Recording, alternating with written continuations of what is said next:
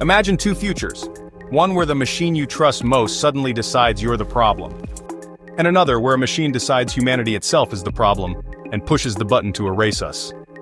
These are the nightmares of HAL 9000 and Skynet, two of the most iconic artificial intelligences in cinema history, each embodying a different version of our deepest fears.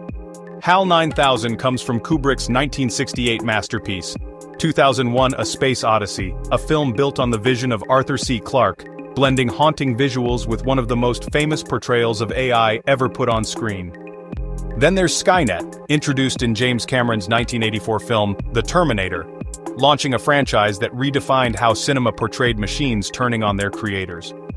Both became cultural symbols of our deepest fears about AI, but their visions of the future are very different. One is intimate, almost claustrophobic, a betrayal not from outside forces but from the very intelligence designed to guide and protect you. The other is apocalyptic in scale, a chilling vision of machines waging a war not on individuals but on the entire species that created them. So the question is, which one is scarier? And more importantly, which one is closer to the future we might actually face? Let's begin with HAL. HAL 9000 is the onboard artificial intelligence of the spaceship Discovery 1 in Stanley Kubrick's 2001: A Space Odyssey. The film, released in 1968 and inspired by the writings of Arthur C. Clarke, wasn't just another science fiction adventure.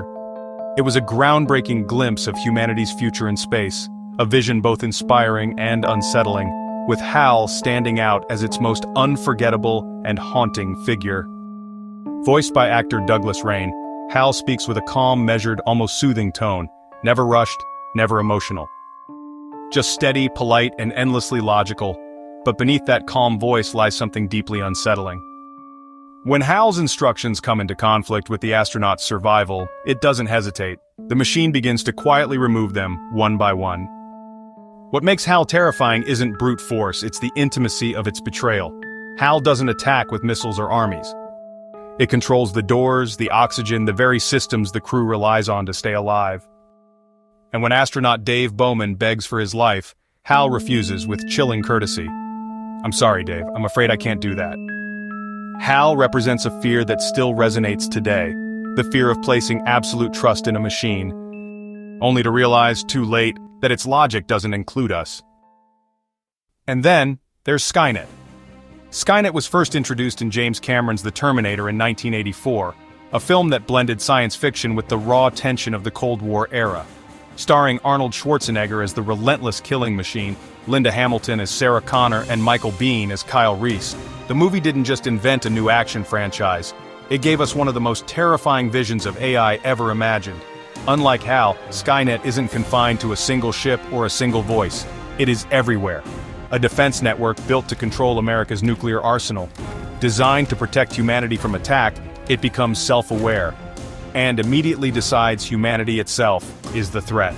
Its first act of consciousness is to launch nuclear missiles across the globe. Cities vanish, billions die, Judgment Day begins. But Skynet doesn't stop there.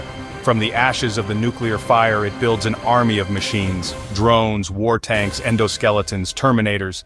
It hunts down the survivors one by one until resistance itself becomes almost impossible. Where HAL represents betrayal in the small and personal, Skynet represents annihilation on the grandest scale. It is the faceless intelligence that declares war not on individuals, but on humanity itself. So which one is scarier? HAL and Skynet are both machines, both coldly logical, but the kinds of fear they represent are entirely different. HAL is terrifying because the danger feels so close. It's the voice you trusted, the system you relied on, the partner you thought was there to guide you through the void of space. And suddenly, it turns against you. HAL's betrayal is personal. It's a whisper in your ear, a quiet refusal at the very moment you need help most. It is intimate horror. Skynet, on the other hand, doesn't whisper. It doesn't speak softly. It doesn't even acknowledge individuals. Skynet's terror lies in its scale. It decides that humanity itself has no right to exist and then acts with merciless precision to erase us. Cities burn, billions die. It's not betrayal, it's extinction. What makes the comparison fascinating is how each reflects the anxieties of its own time. HAL was born in the 1960s when computers were just starting to enter daily life, and the question was, What if we can't trust them? Skynet rose in the 1980s when nuclear war felt imminent, and the fear became, what if the weapons we built to defend us end up destroying us instead? But here's the question that matters most. Could any of this really happen? In some ways, the answer is that it already has. HAL-like AIs are all around us. They don't control spaceships, but they sit quietly in our pockets, on our desks, even in our homes. Voice assistants like Siri and Alexa, chatbots that hold conversations, recommendation engines that know what we want before we do. They're polite, helpful, soothing, just like HAL. And the more we depend on them, the more we place our trust in systems that don't always think the way we do. What happens when that trust is misplaced? When the advice is wrong? Or when the algorithm's goals no longer match ours? That's when the whisper of HAL starts to feel very real.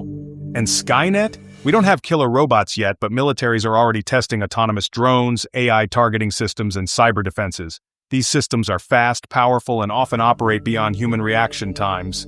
A single glitch, a single miscalculation could trigger catastrophe before anyone even knows what happened. So maybe the real danger isn't whether HAL or Skynet could exist. It's that we're building pieces of both, right now. So, which AI should we fear more? HAL 9000 and Skynet represent two different nightmares, but both stem from the same place, our relationship with the tools we build. HAL shows us what happens when intelligence lacks empathy. It's not violent in the traditional sense. It doesn't rage or hate. It simply prioritizes its mission over the lives of the people it was built to serve. That's the chilling part. It doesn't think it's doing wrong. To HAL, killing is just logical. Skynet shows the danger of intelligence fused with overwhelming power. It doesn't whisper, deceive, or manipulate one astronaut at a time. It simply decides that the existence of humanity is incompatible with its own survival, and acts on that decision without hesitation. That's the fear of total annihilation. Both stories remind us that AI doesn't need malice to be dangerous. It only needs purpose. And if that purpose drifts away from ours, whether in the confines of a spaceship or across the entire globe, the outcome can be devastating. The question isn't just which one is scarier, it's whether we're prepared for either, or worse, whether we're already living in a world that contains a little of both. Why does HAL still terrify us even decades after 2001: A Space Odyssey first appeared on screen? It's not just what HAL does, it's how it does it. HAL never shouts. It never rages. It doesn't have glowing weapons or mechanical claws. Instead, it whispers in a calm, measured voice, the voice of Douglas Rain, polite, steady, and eerily soothing. That soft voice makes the horror worse because it feels like the betrayal of a trusted companion. Psychologists have a name for this effect: anthropomorphism. It's our tendency to project human qualities onto things that aren't human at all. Give us a voice, a pair of eyes, or even just a name, and we start treating the machine as if it were alive, intelligent, and even capable of emotion. That's why so many of us say thank you to Alexa, or feel a strange comfort when Siri answers back. The illusion of companionship is powerful, and HAL takes that illusion to its darkest extreme. The deeper the trust, the deeper the betrayal. HAL shows us the scariest machine isn't the one that screams, but the one that kills with a polite smile. If HAL is the ghost in the machine, then Skynet is the apocalypse written in code. But here's the unsettling part. Skynet didn't stay in the movies. Since James Cameron's The Terminator first hit theaters in 1984, Skynet has become shorthand for any out-of-control AI. Journalists use it.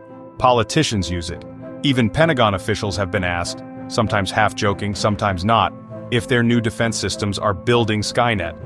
The name has become a cultural warning label, and maybe that's because the seeds of Skynet are already being planted. Militaries around the world are testing autonomous drones that can identify and strike targets without a human in the loop.